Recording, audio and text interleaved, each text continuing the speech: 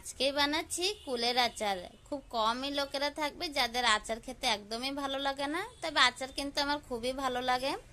আমি এখানে বড় 2 থেকে 3 দিন ভালো করে রোদ দিয়ে শুকিয়ে নিয়েছি।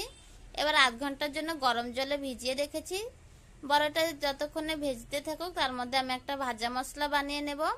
আমি এখানে একটা তাওয়া গরম করে নিয়েছি, তার মধ্যে দিয়ে দিচ্ছি গোটা মৌরি। মৌরিটা আমি এখানে 1 চা চামচ নিয়েছি। রেশিওটা আপনাদেরকে দেখিয়ে দিচ্ছি, তো দেখলে আপনারা খুব ভালোভাবে বুঝে নিতে পারবেন। কালো জিরে দিয়ে দিচ্ছি এখানে 1/2 টিস্পুন, তারপরে জিরে দিয়ে দিলাম এখানে 1 টিস্পুন।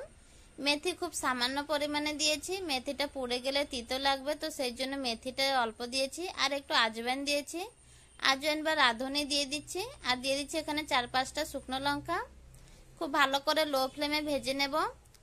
ভাজা মশলা থেকে খুব সুন্দর একটি স্মেল বেরিয়ে আসলে কিন্তু গ্যাসের ফ্লেমটা বন্ধ করে দিতে হবে, না হলে কিন্তু ভাজা মশলাগুলো একদমই পুড়ে যাবে। তো গ্যাসের ফ্লেমটা বন্ধ করে দিয়েছি। এবার একটু ঠান্ডা করে নিয়ে তারপর আমি মিক্সিতে একটু গ্রাইন্ড করে নিয়ে নেব। আর বড়ের আচার প্রত্যেকেই কিন্তু আলাদাভাবে বানিয়ে থাকে, আমি আমার মতো বানিয়েছি, কিন্তু খেতে খুবই অসাধারণ হয়েছিল। এভাবে চাইলে একবার বানিয়ে দেখতে পারেন। এবারে আমি একটা কড়াই বসিয়ে দিয়েছি, তার মধ্যে কিছুটা এখানে সরষের তেল দিয়েছি।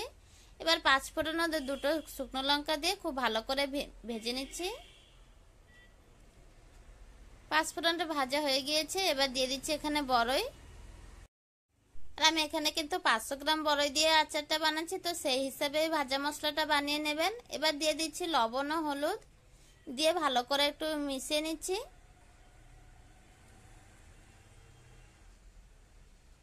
এবার দিয়ে দিচ্ছি আমি এখানে গুড় রেখেছি। আমি এখানে গুড়ের পাউডারটা নিয়েছি, তবে আপনাদের এখানে যেটা অ্যাভেলেবল থাকবে সেটাই নিয়ে নিতে হবে। বড়ের আচারটা কিন্তু গুড় দিয়ে বানালে বেশি ভালো হয়। তো দেখুন, গুড় দিয়ে ভিজিয়ে আর অল্প একটু জল দিয়ে কিন্তু আমি ঢাকা দিয়ে রেখে দিয়েছিলাম। বড়াটা যেহেতু খুব বেশি শুকিয়ে গিয়েছিল, তো সেই জন্য একটু ঢাকা দিয়ে রেখেছিলাম। তো এর মধ্যে দিয়ে দিচ্ছি একটু তেঁতুলের কাঠ দিয়েছি, আর দিয়ে দিচ্ছি একটু আমসত্ত্ব। বড়ের আচারটাকে আরো বেশি ফ্লেভারফুল করার জন্য আমি এখানে আমসত্ত্ব দিয়েছি, তবে এটা চাইলে আপনারা স্কিপ করতে পারেন।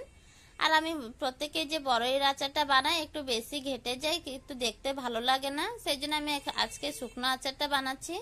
এবার ভাজা মশলাটা দিয়ে দিচ্ছি। আমি এখানে যতটুকু ভাজা মশলা বানিয়েছিলাম সবটুকু দিয়ে দিয়েছি। তো আমি যেহেতু এখানে শুকনো আচারটা বানাচ্ছি, তো সেই জন্য জলটা একটু শুকিয়ে ফেলছি, না হলে কিন্তু এভাবে রেখে দিতে পারেন, খেতেও ভালো লাগে। দুটোই আচার খুবই ভালো লাগে, জল ছাড়া ও জল থাকা অবস্থায়। এভাবে বানিয়ে নিয়েছি। এবার ঢাকা দিয়ে রেখে দিচ্ছি। আমার আচারটা কিন্তু একদমই রেডি হয়ে গিয়েছে।